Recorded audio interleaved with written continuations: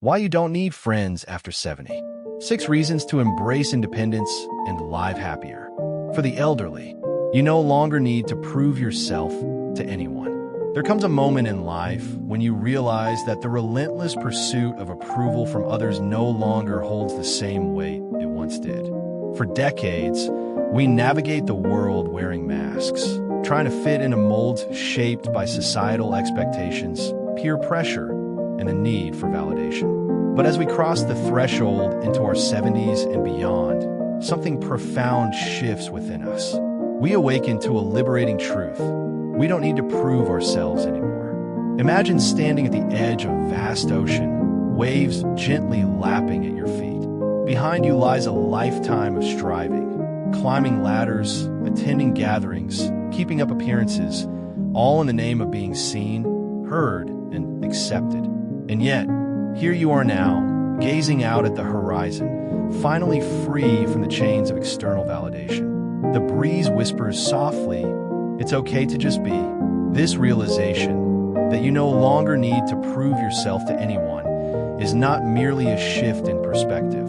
It is a seismic transformation. It marks the beginning of true freedom, where independence becomes not just a choice, but a celebration.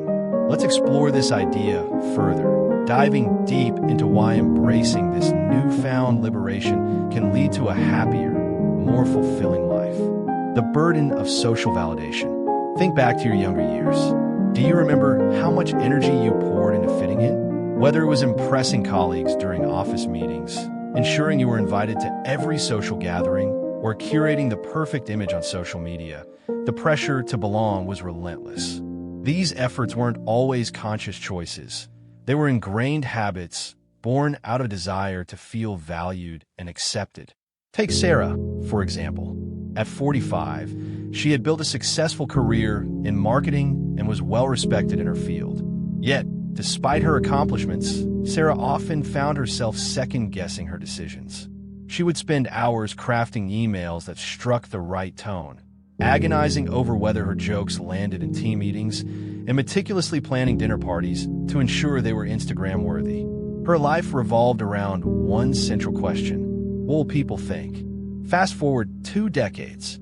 Now in her late 60s, Sarah looks back on those years with a mix of nostalgia and disbelief. How had she allowed herself to be so consumed by the opinions of others? What had all that effort truly accomplished? The answer, she realizes, is simple: nothing. Those relationships based solely on appearances and superficial connections had faded like sandcastles washed away by the tide. What remained was her authentic self, the person she had been all along, but had hidden beneath layers of pretense. A shift in priorities. As we grow older, our priorities naturally evolve. In youth, success is often measured by external markers: promotions, material possessions, social status. But as time passes, these metrics lose their luster. Instead, we begin to value inner peace, meaningful connections, and personal fulfillment. This shift is both natural and necessary. It allows us to shed the burdens of the past and embrace the present fully. Consider Harold, a man who spent most of his adult life climbing the corporate ladder. By his early 50s, he had achieved everything society deemed important: a corner office, a fancy car, and a Rolodex filled with contacts. Yet, beneath the surface, Harold felt unfulfilled. His friendships were transactional, built on convenience rather than genuine connection. When he retired at 68, many of those so-called friends disappeared almost overnight. At first, Harold felt abandoned, questioning what he had done wrong. But then, a revelation struck him. Why should I care about maintaining friendships that only existed because of work? Harold decided to let go of the guilt and obligation he had carried for so long. He stopped reaching out to acquaintances who hadn't bothered to check in after his retirement. Instead, he turned his attention inward, rediscovering passions he had set aside years ago. He joined a local woodworking club, rekindled his love for painting, and even started writing poetry, a hobby he had dismissed in his 20s as impractical. To his surprise, Harold discovered a sense of joy and purpose he hadn't felt in decades. Without the constant pressure to impress others, he finally felt free to live for himself. The power of self-acceptance. At its core, the decision to stop proving yourself to others is rooted in self-acceptance. It requires acknowledging that your worth is not determined by external validation, but by the content of your character and the authenticity of your actions. This journey towards self-acceptance is rarely easy, but it is incredibly rewarding. Let me share another story, one that may resonate deeply with readers. Meet Margaret, a woman in her mid-70s who spent much of her life seeking approval from family, friends, and even strangers. Growing up in a small town, Margaret learned early on that conformity was key to acceptance. She dressed modestly, spoke politely, and avoided drawing attention to herself. Even as an adult, she carried this mindset into her professional and personal life, always putting others' needs before her own. But as Margaret entered her later years, she began to question the sacrifices she had made. Had she truly lived for herself, or had she simply played a role dictated by others? One day, while flipping through an old photo album, Margaret stumbled upon a picture of herself at age 22. In the photograph, she was radiant, smiling brightly, her eyes sparkling with dreams and aspirations. That young woman seemed like a stranger to Margaret now. Where'd she gone? Determined to reconnect with her younger self, Margaret embarked on a journey of self-discovery. She enrolled in art classes, took solo trips to places she had always dreamed of visiting, and even started volunteering at a local animal shelter. Slowly but surely, Margaret began to peel back the layers of self-doubt and insecurity that had clouded her for so long. She realized that the opinions of others mattered far less than she had believed. What truly mattered was how she felt about herself. Today, Margaret describes her life as richer and more vibrant than ever before. She no longer feels the need to seek validation from others because she has learned to validate herself. This newfound confidence has transformed not only her outlook on life, but also her relationships. While some acquaintances drifted away when Margaret stopped bending over backward to please them, she discovered that the people who truly cared about her remained. And those genuine connections have become infinitely more meaningful. Breaking free from societal expectations. Society has a way of dictating how we should live our lives, especially as we age. There's an unspoken expectation that older adults should remain socially active, maintain large circles of friends, and continue participating in community events. While these activities can certainly enrich life, they are not prerequisites for happiness. In fact, blindly adhering to societal norms can sometimes do more harm than good. Take William, for instance. At 78, he had spent years attending holiday parties, hosting barbecues, and organizing group outings, all in the name of staying connected. But as time went on, William began to notice a pattern. Many of his friendships felt hollow, lacking the depth and reciprocity he craved. Some friends only reached out when they needed something, while others seemed indifferent to his presence altogether. William found himself questioning whether all the effort was worth it. One evening, while sitting alone on his porch watching the sunset, William had an epiphany. He realized that he didn't owe anyone his time or energy, not if it left him feeling drained and unfulfilled. From that day forward, William made a conscious decision to prioritize his own well-being over societal expectations. He declined invitations to events that didn't interest him, stopped answering calls from acquaintances who rarely reciprocated, and focused instead on nurturing the few relationships that brought him genuine joy. To his amazement, letting go of these obligations didn't leave William feeling isolated. On the contrary, it opened up space for new experiences and opportunities. He joined a meditation group, took up gardening, and even adopted a rescue dog named Max. Through these activities, William formed unexpected friendships with people who shared his interests and values.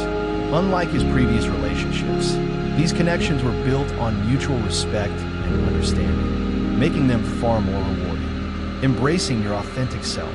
When you stop trying to prove yourself to others, you create room for your authentic self to shine. This process of self-discovery can be both exhilarating and challenging, but it is essential for living a fulfilling life. By embracing who you truly are, you unlock a level of freedom that few people experience. Let's return to Harold's story for a moment. After retiring, Harold faced a daunting question. Who am I without my job title? For years, his identity had been tied to his profession. Without it, he felt adrift, unsure of how to define himself. But as he explored new hobbies and interests, Harold began to uncover aspects of his personality he had long suppressed. He discovered a passion for storytelling, using his experiences to inspire others.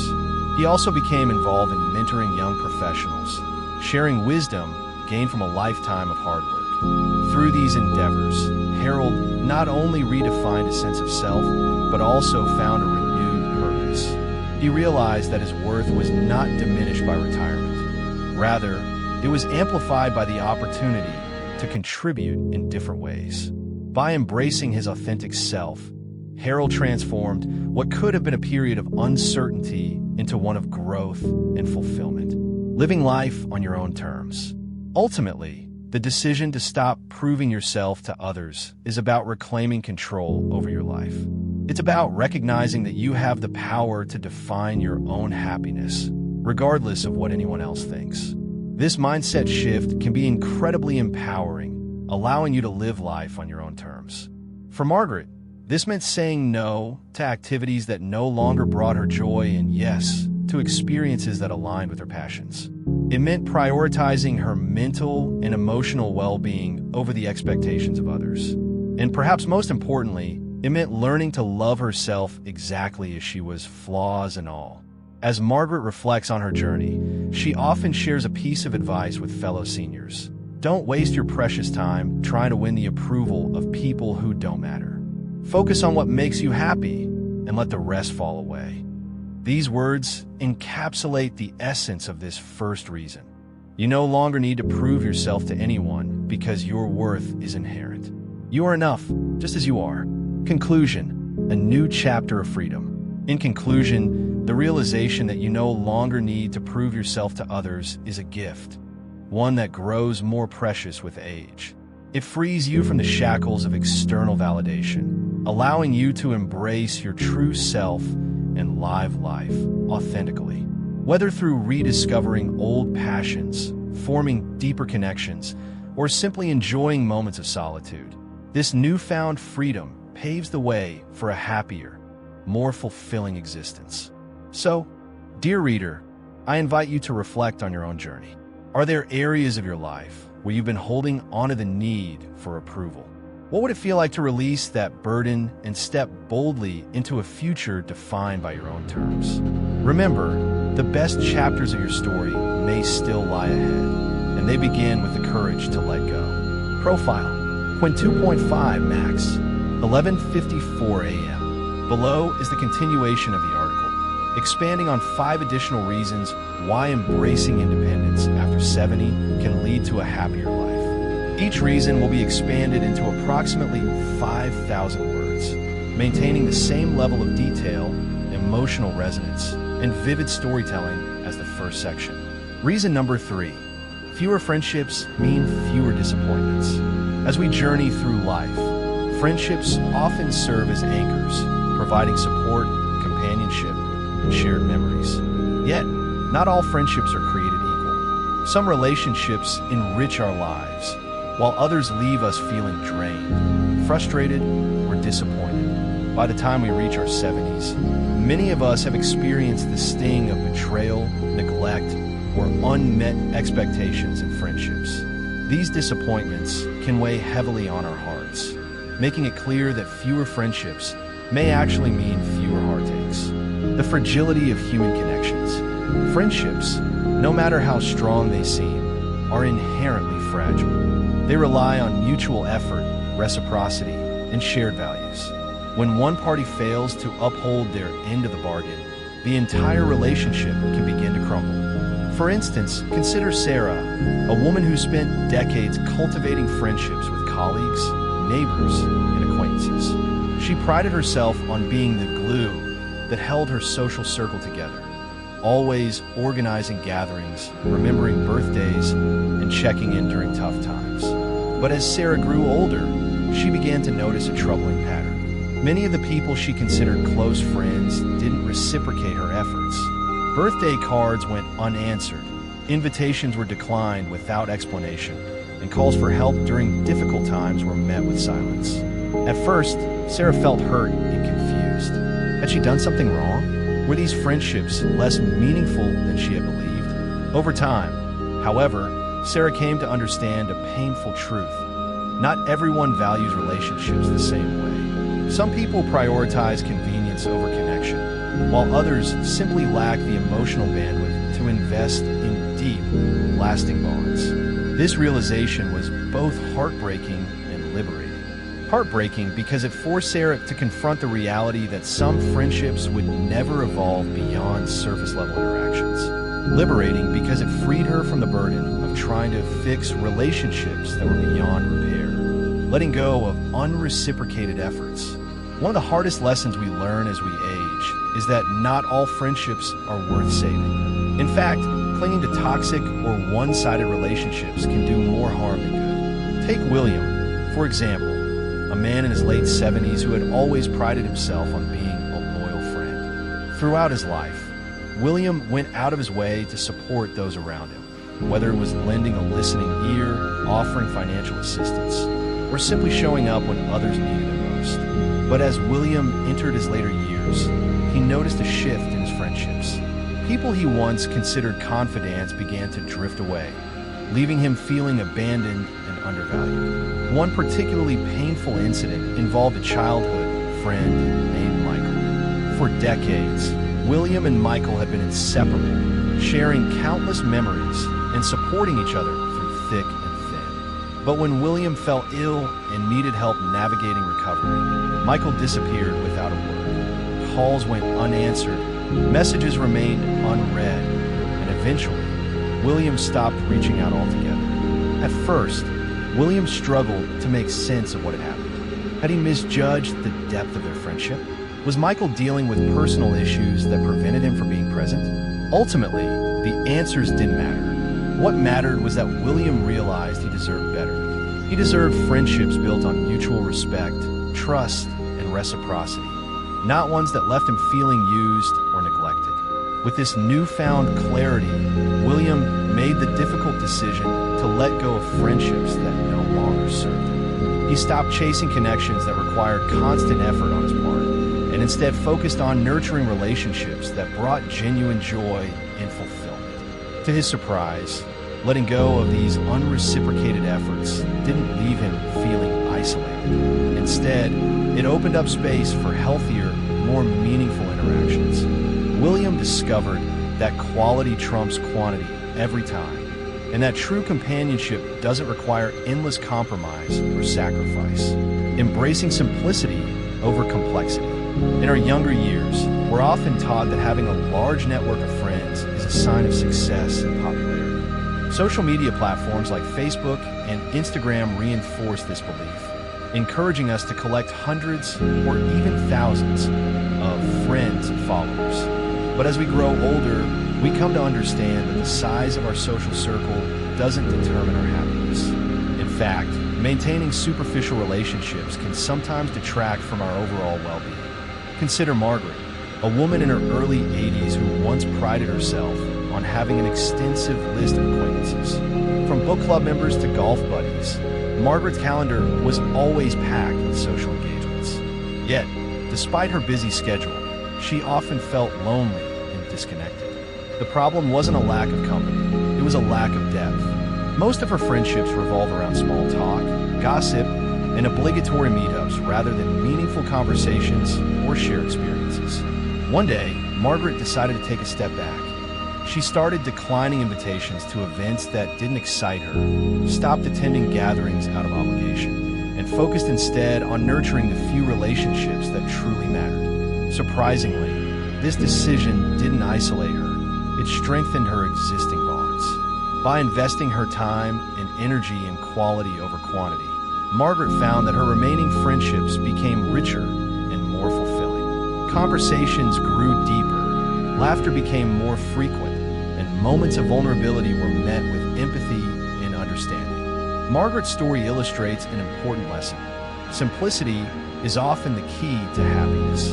When we let go of unnecessary complexity, whether it's juggling multiple friendships or trying to please everyone, we create room for authenticity and joy. Fewer disappointments mean fewer distractions, allowing us to focus on what truly matters, living a life aligned with our values and desires. The freedom to choose your circle.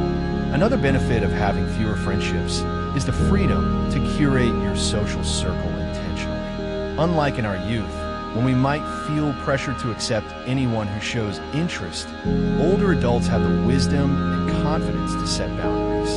This ability to choose who enters our lives is incredibly empowering, especially when it comes to avoiding potential sources of disappointment. Take James, for example, a retired engineer in his mid-70s who had always been a people pleaser. Throughout his career, James prioritized harmony over honesty, often agreeing to things he didn't want to do just to avoid conflict. As a result, his friendships were filled with people who took advantage of his kindness, expecting him to drop everything at a moment's notice or constantly cater to their needs. When James turned 70, he decided enough was enough. He began setting clear boundaries with his friends, politely declining requests that didn't align with his priorities and speaking up when he felt disrespected. At first, some people reacted negatively to his newfound assertiveness, accusing him of becoming selfish or aloof. But James didn't waver. He knew that protecting his peace was more important than pleasing others. Over time, James noticed a remarkable transformation in his social life. Toxic individuals drifted away, leaving behind a smaller but infinitely more supportive group of friends. These were people who respected his boundaries, celebrated his individuality, and genuinely cared about his well-being. With this carefully curated circle, James found himself experiencing fewer disappointments and far more joy. He no longer wasted energy on relationships that drained him emotionally or physically. Instead, he surrounded himself with positivity, love, and mutual admiration, choosing peace over perfection. Ultimately, the decision to let go of disappointing friendships is about choosing peace over perfection. It's about recognizing that no relationship is flawless, and that's okay. What matters most is how those relationships make you feel. Do they uplift you, inspire you, and bring you closer to your authentic self? Or do they leave you feeling depleted, misunderstood, or unappreciated? For many seniors, the answer becomes increasingly clear as they reflect on their past experiences. They realize that chasing perfection in friendships is a futile endeavor. No amount of effort can guarantee loyalty, reciprocity, or unconditional support. What can be guaranteed, however, is the power to choose peace.